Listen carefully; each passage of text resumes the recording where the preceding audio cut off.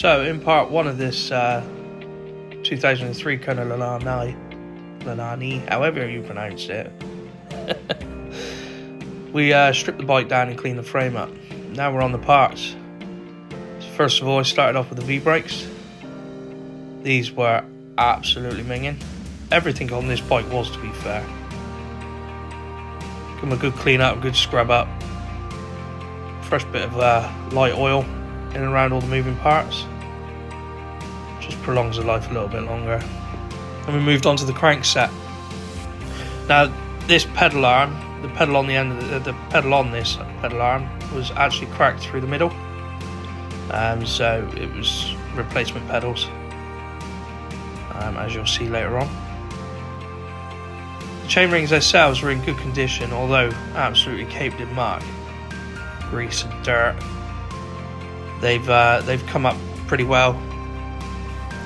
The chainrings themselves are in good nick. There's very little wear to them, so I was quite happy with them.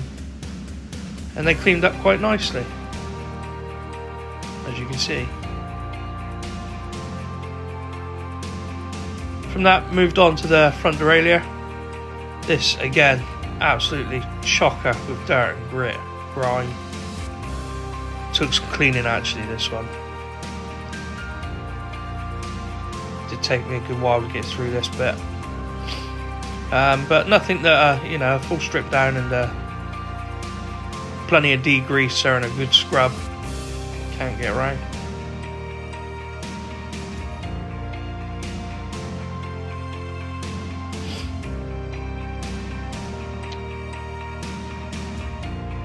And now just finishing up the last little touches on the front derailleur. Bit of fresh light oil on all the joints and pivots. A little wiggle to make sure it's all moving well. Bit of fresh grease on the spring. And jobs are good, and wipe off any excess. And then we're moving on to the rear derailleur. Again, absolutely caked. Lots of dog hair on this bike. I can't understand why. I mean, the fella I had it off had said it had been left in the garden. I reckon the dog had been rubbing itself up against the bike for a while, in all the little joints and in these jockey wheels, etc. Oh, it was all over the place. Everywhere there was dog hair. But yeah, rip it all apart, take the jockey wheel covers out, give it all a good scrub up. The jockey wheels again in good condition once you got past the grime, so they were easy enough to save. But yeah, the rear derailleur itself though, again with the front derailleur, took a good bit of scrubbing, but we managed to get it all up nicely.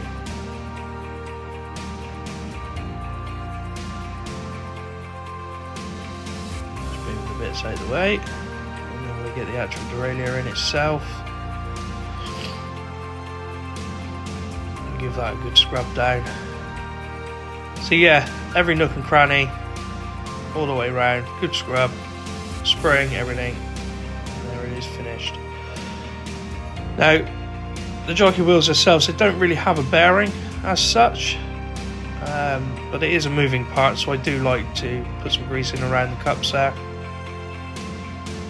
It just gives them a little bit of extra lube, so to speak. Keeps them moving nicely. Here we are putting the cage back together. And then it's going around again, as per, with some light grease for all the joints and crannies. Moving on to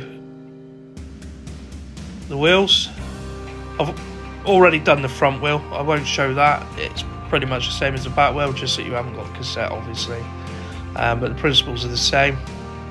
Now with the back wheel, obviously you remove the cassette. Again, absolutely caked in grit and grime and grease. Took some real good scrubbing,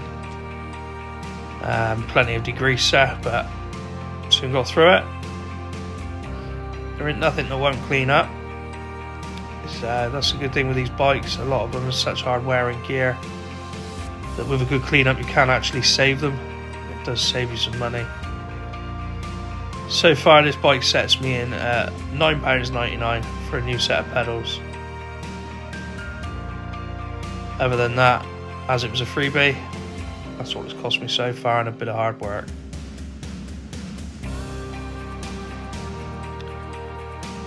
Just finishing up on the cassette here.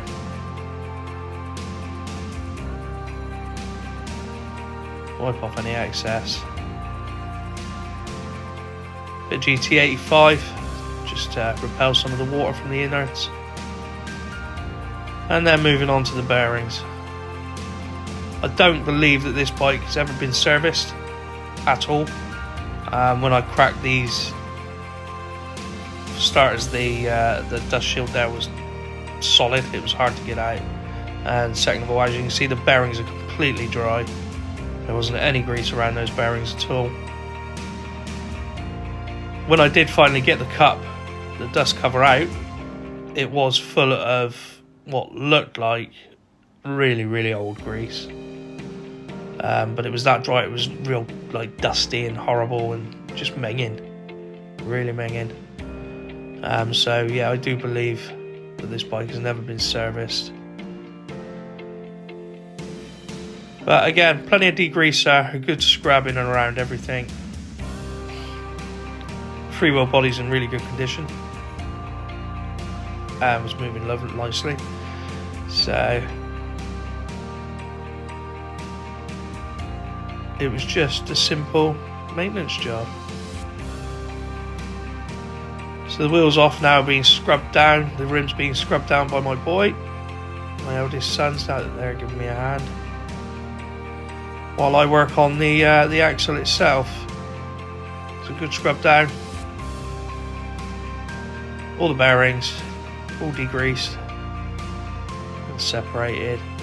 Everything's placed in the order that it needs to go back into the wheel. There's 9 bearings in each side, anybody that's wondering. So fresh bit of grease, and then install the bearings.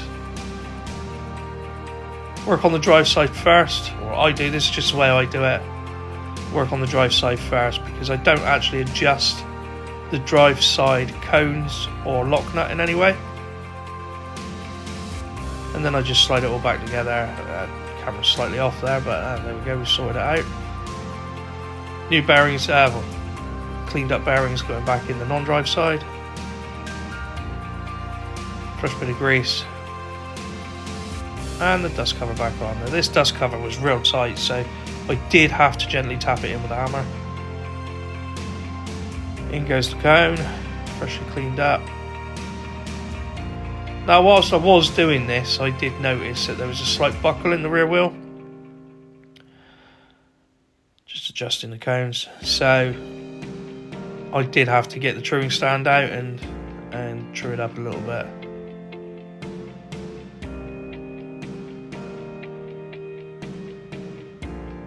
Just tweaking around those cones, making the last final adjustments until I'm happy with it.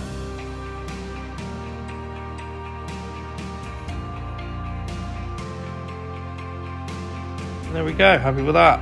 Spot on. Just checking the axle lengths either side. It's 5.8mm. Before I started, it's 5.8mm now. Bit of fresh grease on the freewheel body, and then install the rear cassette. Freshly cleaned up rear cassette.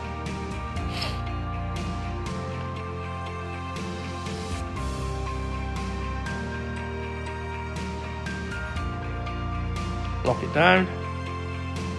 Job done. Now it's time to install. No, sorry, I've got to get the truing stand out, that's right. Spent 10 minutes on this, just finding the buckle, tightening and loosening spokes where needed to get it back running true again. The rims themselves are in pretty good condition. The braking surface on them, plenty of life in them. You know, again, I go back to, I don't think the bike's had a lot of use. I just think it's been abused in the way of being just chucked and left in the garden, you know. So I am keeping this bike for myself as my winter bike. Now during the winter I do a lot of work around the country lanes here, not so much work off-road. So on goes a nice set of hybrid tyres, fresh.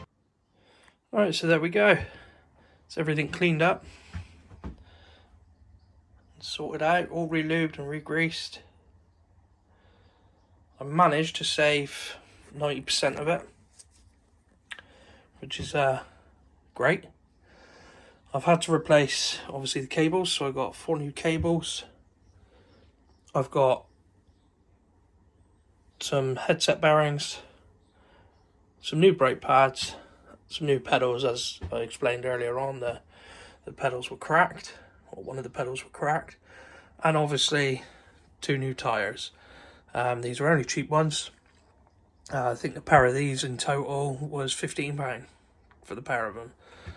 They're hybrid tyres because I will be doing more around the country lanes during the winter than anything else really.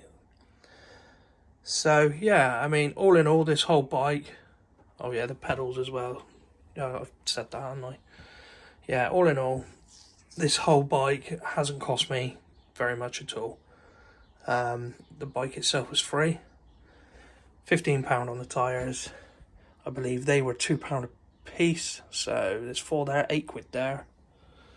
£2 on the headset bearings, £5 on the brake pads, and £10